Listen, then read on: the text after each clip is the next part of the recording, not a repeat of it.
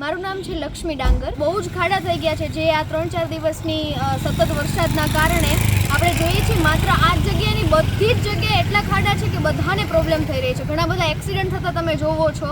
અને અત્યારે ગાડીઓ પણ પાણી અડધી જગ્યાએથી નીકળ્યા નથી, અડધી જગ્યાએથી પાણા પડ્યા છે. રોડનો આખો ભૂકો થઈ ગયો છે. તો સવાલ તો એ છે મારે ખર કે રોડ કેવી રીતે બનાવે, કઈ રીતે છે કે તમે એક જ વરસાદના 2-3 ઝાપટામાં તો આખા રોડ ખાલી થઈ ગયા.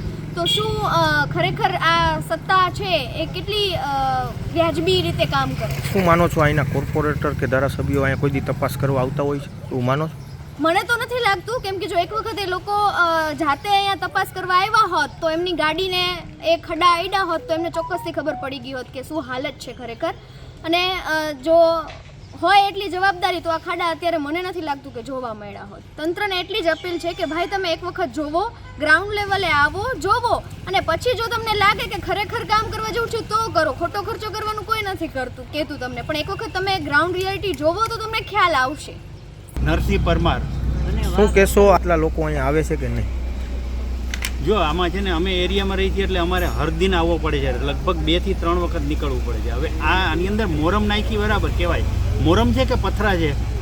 આવા પથરા તો અમે પહાડ ઉપર ચડી ત્યારે આવા પથરા હોય છે યાર. આમ બમ્પર તોડી નાખે છે, ટાયર તોડી નાખે છે. અને અમે રાજકોટમાં રહી છીએ, ટેક્સ ભરી છીએ દર વર્ષે. આવી રીતે આમ કરે છે તો અમને શું આમ આ લોકો પાગલ જ સમજે. તમે માનો છો અહીંયા કોઈ કોર્પોરેટર આવે છે ખરા?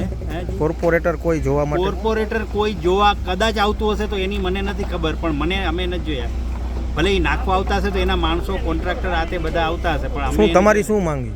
અમારી માંગ છે જ્યાં છેલ્લે એકદમ આનંદ રેસીને ગટર ઉભરાય છે, સંડાસની એટલી વાસ આવે છે, તમે એક વખત ખાલી 15 મિનિટ ઉભા રહીને જુઓ.